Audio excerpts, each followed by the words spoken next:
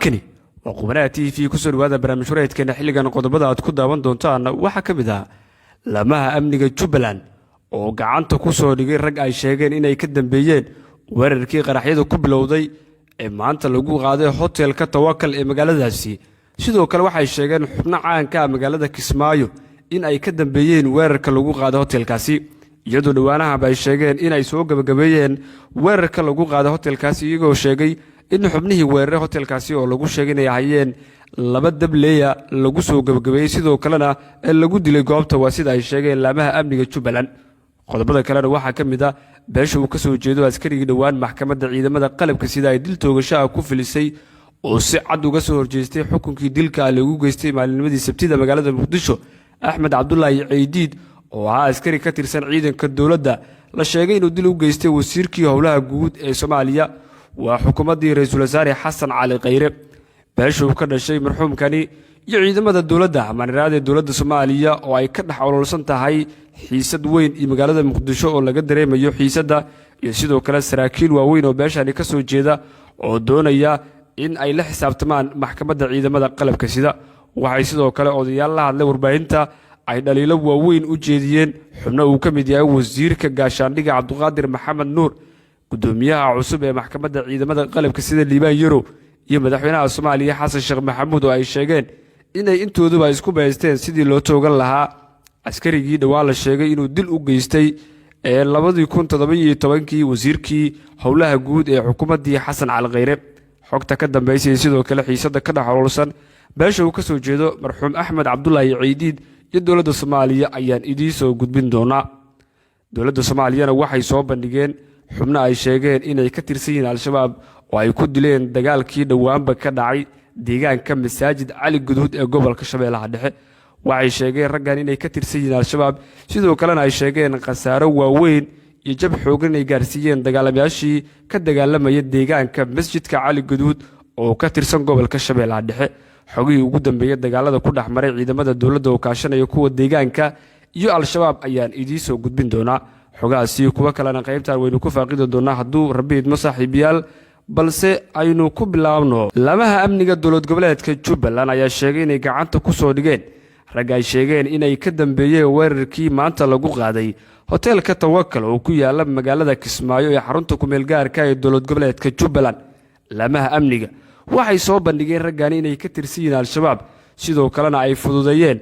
weerarka lagu qaaday hotel Tawakkal oo u dhow dekada magaalada Kismaayo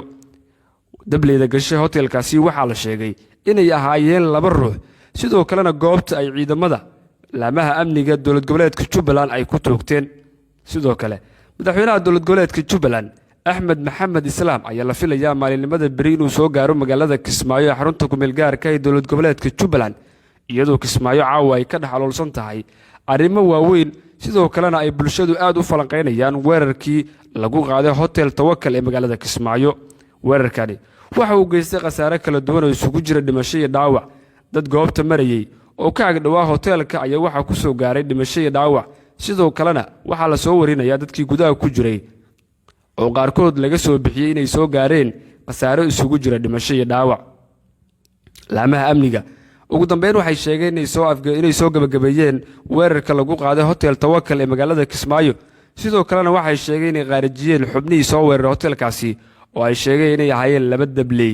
lamaha ammaanka dowlad goboleedka Jubbaland sidoo kale waxay sheegeen ragga ay soo bandhigeen inay calaaqaad waaweyn la leeyihiin dagaalamayaasha al-shabaab sidoo kalena ay fududeeyeen weerarka lagu soo qaaday hotelkaasi oo ay sheegeen inuu ka mid yahay hoteelada ugu amniga wanaagsan ee ku yaala dowlad goboleedkaasi gaar ahaan magaalada xarun goboleedka u ah walibana xarunta gobolka Jubbada Hoose waa magaalada Kismaayo markana haddii aynu eegno madaxweynaha Soomaaliya Xasan Sheekh Maxamuud waxa uu wajahayaa dhaliilo xooggan oo kaga imaanaya beesha uu ka dhashay Axmed Cabdullaahi Ciidiid oo shalay iyo waliba maalinnimadii Sabtida ahayd ee lagu qisaasay magaalada Muqdisho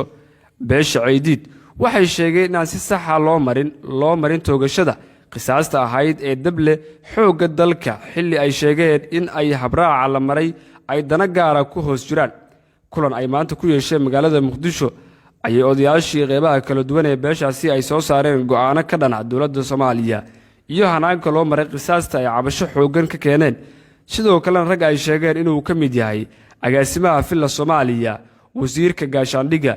iyo gudoomiyaha cusub ee maxkamadda ciidamada qalabka sida iyo madaxweyne xasan sheekh maxamuud in ay dana gaar ka lahaayeen. Axmed Cabdullaahi Ciidiid oo ka mid ahaa ciidamada dawladda ayaa maalinimadii Sabtida waxaa lagu toogtay magaalada Muqdisho, sidoo kalena kiiskiisu waxa uu taagnaa 5 sano ee la soo dhaafay. waxay sheegeen ciidamada dawladda ama maxkamaddu ay sheegtay inuu dil toogasho u geystay wasiirkii howlaha guud ee xukuumadda Xasan Cali Khayre. Axmed Cabdullaahi Ciidiid waxaa lagu toogtay ugu dambeyn dugsiga ciidamada tababarka ee General Golden magaalada Muqdisho xili hore waliba maalinimadii Sabtida ee shalay. kiiskiisu waxa uu soo taagnaa ilaa hogaankii farmaajo markii uu soo bilaabanayay. Dable Ciidiid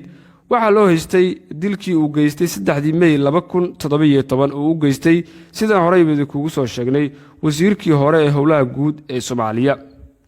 deegaanka Masjid Cali Gaduud oo ku yaala gobolka Shabeellaha Dhexe waxaa ka dhacay dagaal la isku farasaaray oo u dhaxeeya ciidamada dawladda oo kaashanaya dadka deegaanka iyo Al-Shabaab. ciidamada dawladdu waxay soo bandhigeen rag ay sheegeen inay ka tirsan yihiin Al-Shabaab oo ay sheegeen inay ahaayeen ragga ugu waaweyn dagaalamayaashaasi. sidoo kale waxay sheegeen inay gacanta ku haynta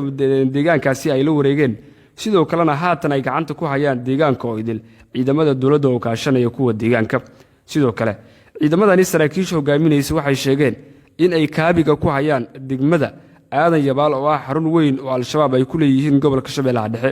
waxay sheegeen maalmahan ugu soo aadan inay qaban doonaan degmadaasi, sidoo kale la isku xiri doono magaalooyinka ama gobolada Hiiraan iyo Shabeellaha Dhexe.